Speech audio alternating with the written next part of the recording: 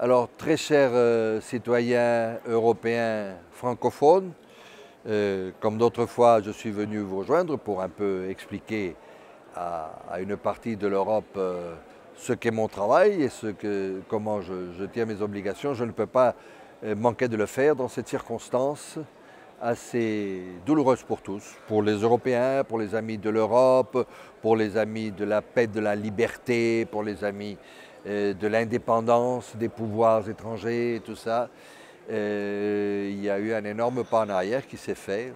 D'accord que c'est au détriment des propres Britanniques, qui seront toujours européens, seront nos amis, bien entendu, mais c'est un pas en arrière pour l'Europe.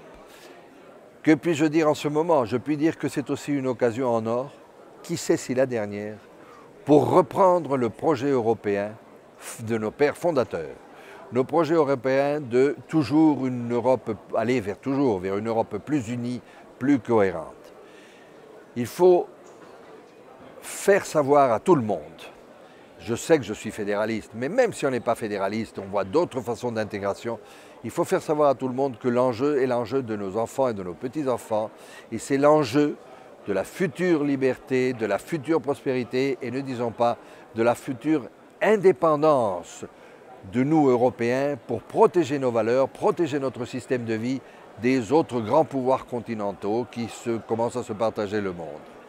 Si nous ne comprenons pas que c'est dans une Europe unie, intégrée, beaucoup plus solidaire, beaucoup plus consciente que c'est les citoyens qui comptent et que la gouvernance doit être possible en partant des citoyens, à travers le Parlement européen, à travers des participations. Si nous ne comprenons pas qu'il faut une Europe beaucoup plus unie, nous aurons perdu le coche de l'histoire, mais ça se traduira en un manque de prospérité, en une attaque aux libertés, parfois à la paix, et une dépendance terrible de tous les citoyens européens, quel que soit le petit pays où ils se trouvent, parce que même l'Allemagne, la France, maintenant au niveau continental, c'est des petits pays, quel que soit où ils se trouvent, ils seront dépendants des grands pouvoirs qui se dessinent dans l'Europe du 21e et 22e siècle.